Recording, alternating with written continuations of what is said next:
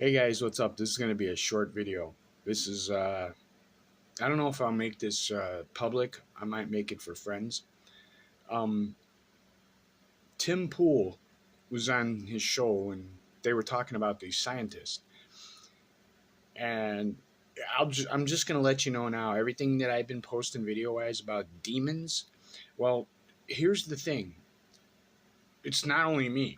What if the only people possibly that could explain what these things really are, not aliens, but indeed the interdimensional demons, what if those were the only people that could scientifically explain to us in terminology ways and according to their professional status what these things are? What would I do? I would take all those people out of, because all you have is one senator and a couple other people saying that, even the president, well, yeah, they're real, but they're not getting into the explanation. Why? Because the majority of the herd won't believe it even if you explain it.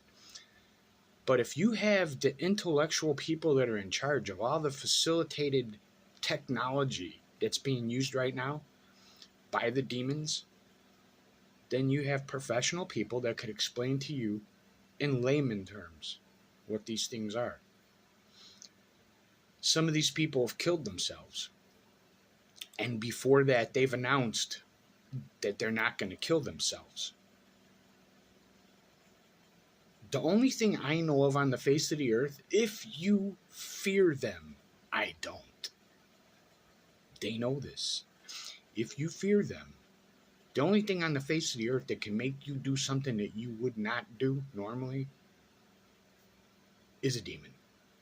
So if you get on the internet and you tell people, I'm not suicidal, I'm not going to kill myself, and you're involved in anti-gravitational technology, the technology that they used, the progenitors of this technology, you're asking for it. If they take you out of the picture, then that Lego block is not there and the whole castle crumbles. That explanation never gets validated and never gets edified because it doesn't exist, because the person that would have rendered it to you and disseminated the information in a way you could have understood it is now gone. And everything that they did research-wise is gone. And that example carries to the government and to the president even. And if you got a set of balls and you're not afraid of them, then fine. But like Dan Bongino, if you know and you got a family and you're worried, you're going to lie.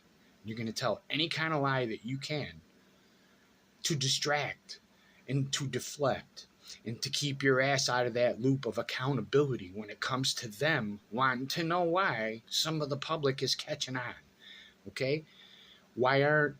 So before this, I could have explained it away and said all this stuff and you'd have been like, ah.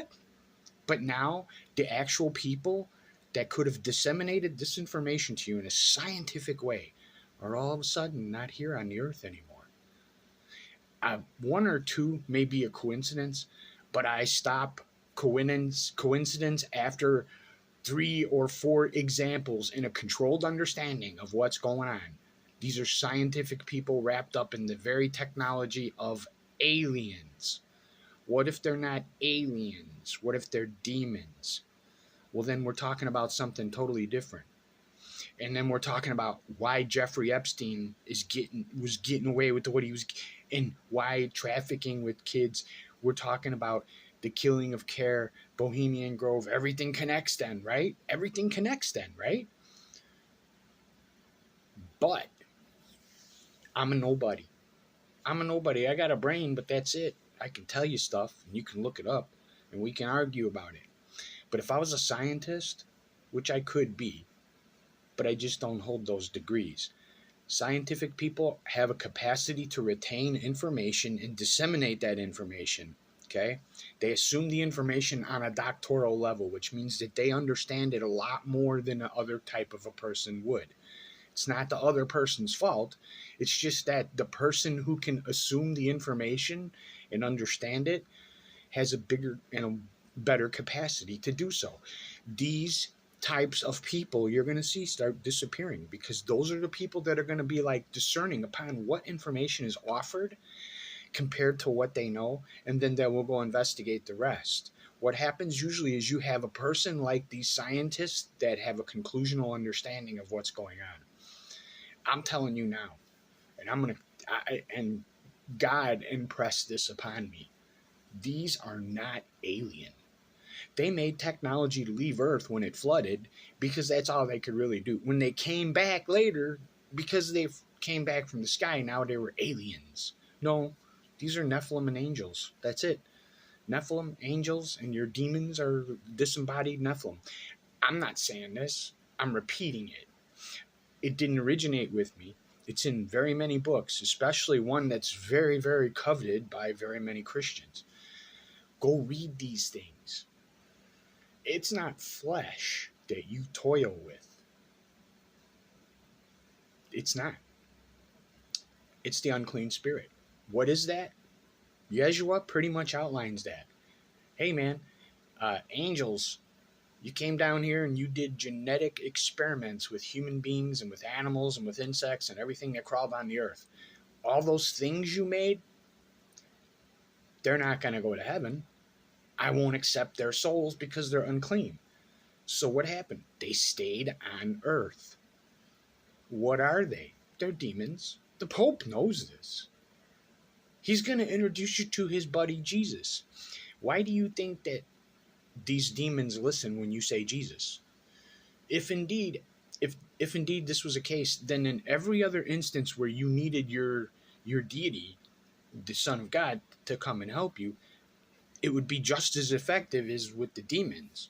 Well, Hollywood has been showing you who the Jesus is. It even says, hey man, this is the devil's world right now. If this is Satan's world, and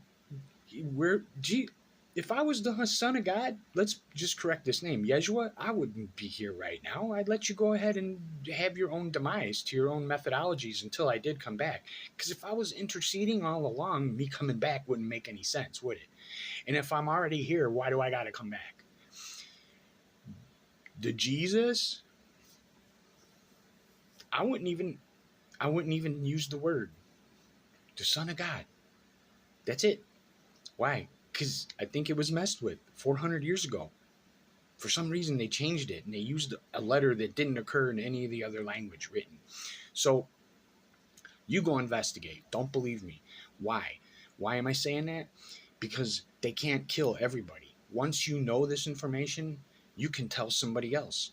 They may not believe you, but they may have God work upon them, and they may be like, wait, I've heard this and I felt this. Maybe this is an understanding that God's impressing upon me. Until I talk to you again, I'm telling you right now, these are not aliens. They fly around, but they're not aliens. Some of the stuff you're seeing on Earth is their technology. It has nothing to do with us, but it's being used to fool us. All right, man. Tim Pool's podcast. Very interesting, but somewhat uninformed. And I don't know. I think that if we stay this way, that they're going to be able to pull off the greatest deception in history. And that will be fooling you into thinking that this pristine person that they want you to believe is the Son of God, is the Savior, and he's here to help you. Just remember one thing. You'll see two witnesses. Everyone on this planet will see these two people, and they will hate them. A lot of them will hate them. And then you're going to see somebody come first. Okay? Whoever comes first, and whoever the Pope says, this is my friend, be careful. Because if you don't have a relationship, then you're not going to know what's up.